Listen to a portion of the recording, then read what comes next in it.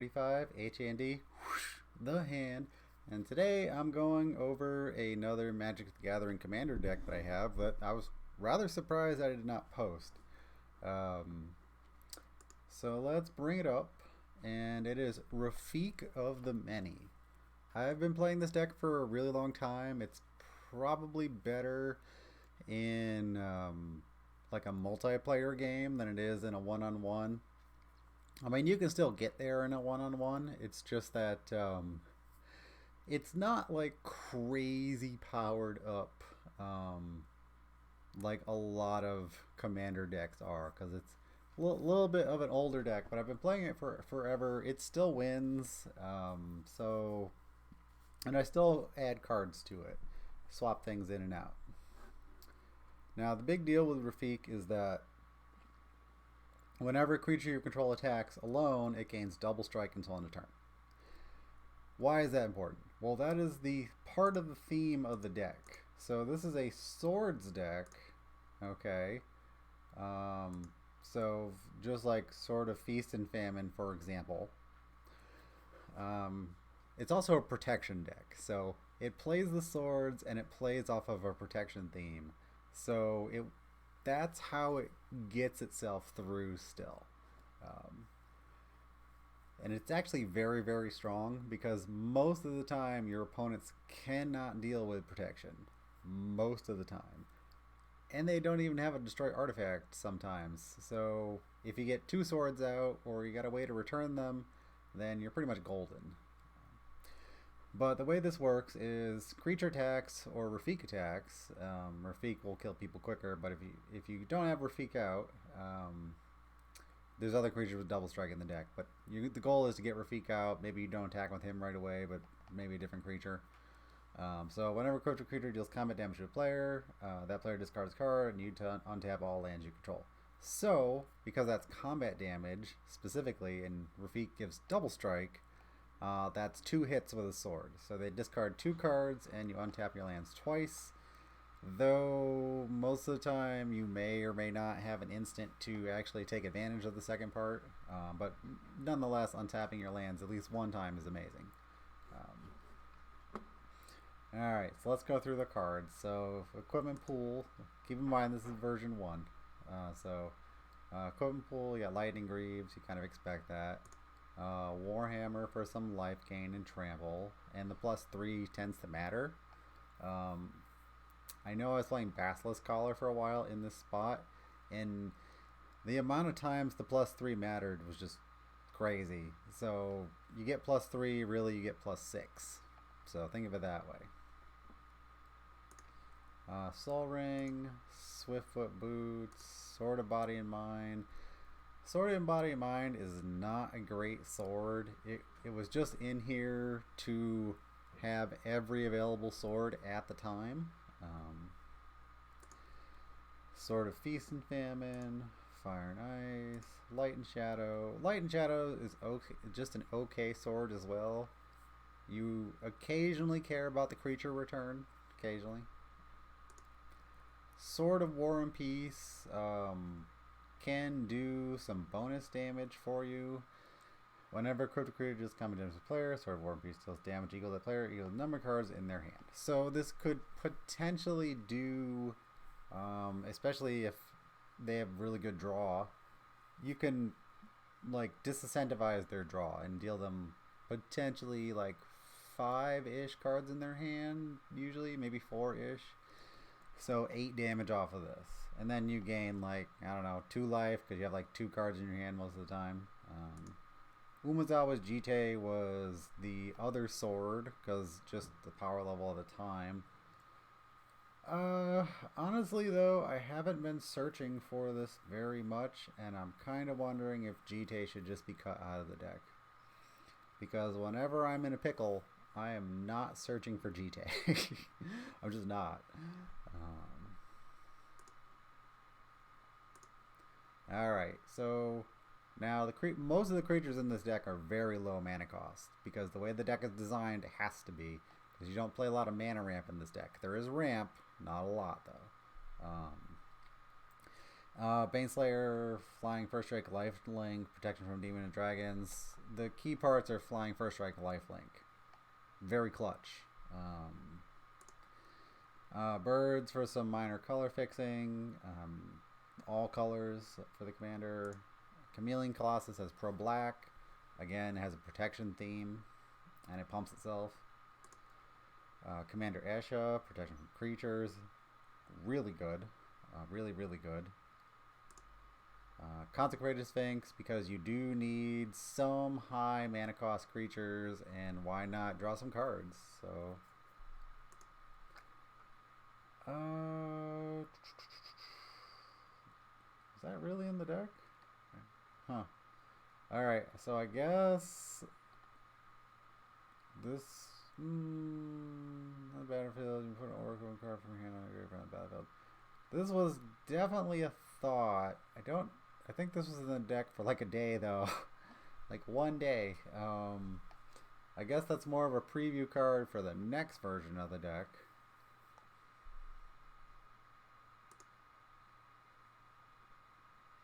Dosan has always been in the deck. Eternal Witness has been in the deck forever. Fauna Shaman was definitely in the deck when this was made. It's out now. I never had a creature to discard. There was no point in this. There really wasn't. It was negative value. So, oh, it's been a long time since Forgotten Ancient was in the deck. Even in a multiplayer game, it's just really mediocre. Somebody would just kill it most of the time. Geist of Saint Traff, you have to stack your abilities. So you attack, it's attacking alone, it gets +1 from Exalted, and then the token triggers after that. Grand Abolisher is really key in the deck. Really cheap. Protection effect. They don't get to play spells on your turn. So pretty huge deal most of the time, actually. That's why Dosan and Grand Abolisher are in here. Hero Bladehold is a little iffy. Generates some small creatures. Usually good. But version 2 will probably be replaced. Invisible Stalker is probably the singular... like, why is he playing that card? Well, I'm playing that because you equip it to a sword, it has hexproof, and it's unblockable, and then you just smash people with it. That is probably the literal epitome of what you want to do in this deck. You want to hit somebody with a sword, you don't want your creature to be blocked, you want the double effect from the sword minimally, or just the effect from the sword. Janara was in here for a really long time, but the problem is the +1/+1 counter just wasn't great. It was a 3/3 flyer, you equipped the sword, you swung, you didn't really have enough mana for the +1/+1 counters, you just didn't.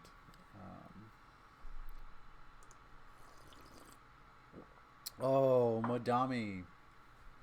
Madame is amazing. Whenever Madame the Ageless deals combat damage to a player, take an extra turn after this one. Madame the Ageless can attack or block during extra turns. So, because this deals combat damage, was very, very important for this deck. That's a double strike effect. So, you get 2 extra turns. Kind of ridiculous. Mirren Crusader, double strike, pro black. So, if you... pro black, pro green. So if you don't play Rafiq right away, you have a built-in double strike creature, has protection from 2 colors, and absolutely fits the whole theme of the deck. Mother of Runes, protection from any color. Noble Hierarch for color fixing, and Exalted. Exalted is like a sub-theme, not like a major theme, but a sub-theme. Oracle for acceleration and card draw, because it works for both. Oh, wow, this deck is really showing its age. So, Paladin Invec has not been in the deck for forever. Pro Red and Black at first strike doesn't matter. It realistically needed double strike, but this is, again, version 1. Phantasmal Image has been in the deck for a super long time. Always relevant to copy a creature. It only costs 2. If they have a kill spell, they're going to kill it. So what can I say? So why pay 4 mana for Clone when you can pay 2 mana for Phantasmal Image? Pride Mage, because you want to destroy enchantments and artifacts. Sub-theme of Exalted. Most of the time your creatures are attacking alone. So Rafiq, of course. Scavenging Ooze for graveyard removal. Oh, okay. So again, some of these cards were here for like a day, and they go in and out. So, but Sarah Paragon was definitely a consideration. Flying once during each of your turns, you may play a land card from your graveyard or cast a permanent spell with mana value 4 or less from your graveyard. If you do, it gains when this permanent is put into graveyard from battlefield, exile it, and you gain 2 life. So it's kind of a big deal. Alright. Most of the deck is really low mana cost. So having a free play from your graveyard to replay your spells that pretty much all cost 3 or less for the most part. I mean, it's permanent or a land, but it's hitting a lot of things. So it's pseudo flashback, and you gain a little life. The gain a little life is not that relevant, but pseudo flashback on a creature that you're probably also going to attack with. So,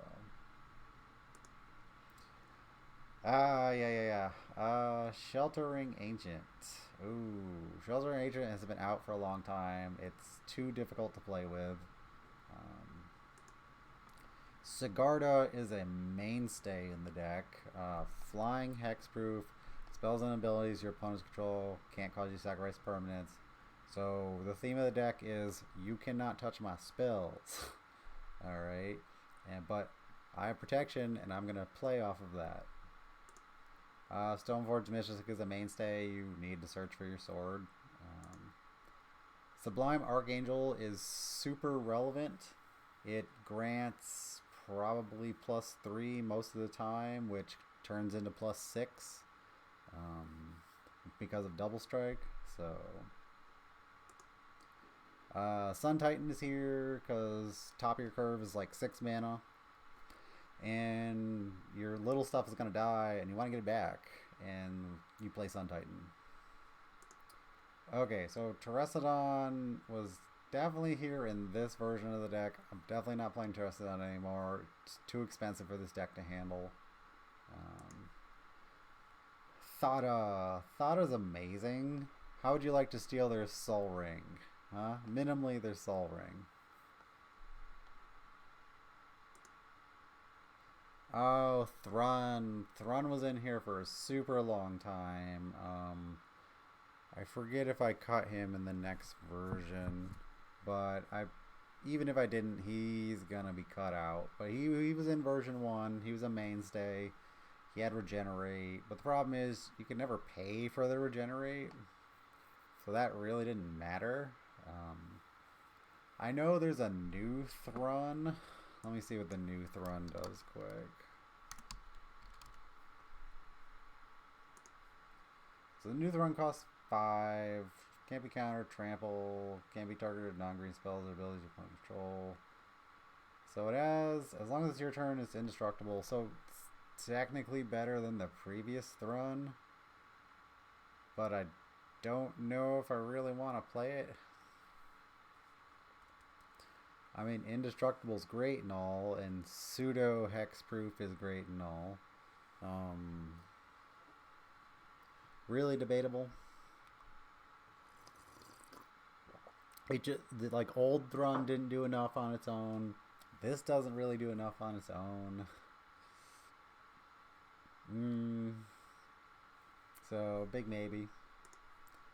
Troll Aesthetic was also a mainstay for a really long time for the hexproof theme. Yeah. Oh, Trigon Predator. So Trigon Predator is always in the deck. Will always be in the deck. Whenever Trigon Predator deals combat damage to a player, you may destroy target artifact or enchantment that player controls. So there are bajillion other cards that do that, except they don't fly. Trigon Predator flies. Aura Shards was in the deck for a really long time. I believe I recently removed it, but again, this is version 1. Good in general, okay, you know. Sylvan Library has been a mainstay. Draw cards. You just pay 8 life and draw 2 extra cards. There's no reason not to do that. So,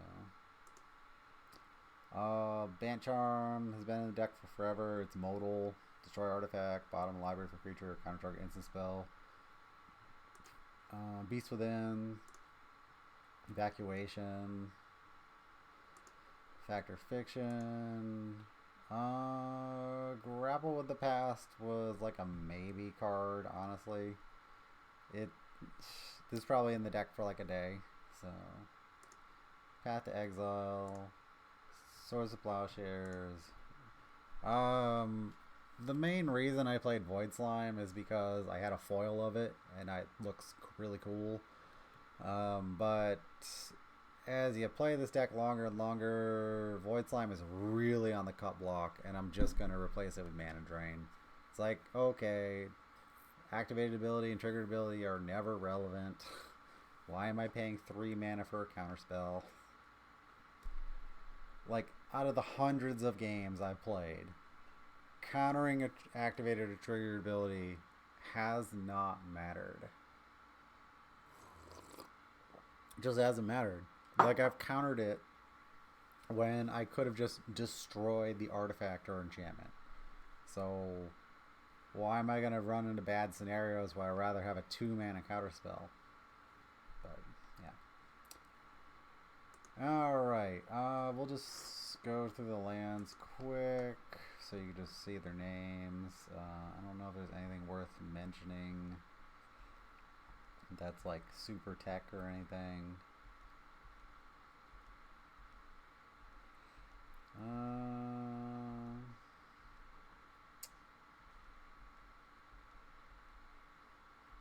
No, nothing really worth mentioning that's super tech. So Elspeth has been in the deck for a super long time. You create a creature token and you give a creature +3/+3 in flying until end turn. It's mostly there for the +3/+3 in flying. Like, you're going in for double strike of 6 and you're giving creature flying, and you can do that every turn for 4 mana total, and maybe eventually you get to the -8 and make your stuff indestructible, maybe. So Gideon was in here for like pseudo removal. He's aging a little poorly. Maybe he'll be changed. Hallowed Burial, have to deal with indestructible sometimes. It's a good way to deal with it for 5 mana. Martial Coup can really get you back in the game if you're losing. Blow the board, get a bunch of creatures. Mind Spring, just draw a bunch of cards. Steel Shaper's Gift, because you want to tutor for your equipment. It's very important for your deck to tutor for your equipment. Very important. Supreme Verdict. Uncounterable Wrath of God is always really good. Wrath of God, and then there is no sideboard. Sideboard is more of just ideas. So that is version 1. Version 1 of Rafiq. Okay. So let me just save that and load up the other Rafiq just to check on it, because it's been so long that let's see, EDH. I think it's EDH. EDH. Let me just check this text file. Okay, so I mean that's the same thing. So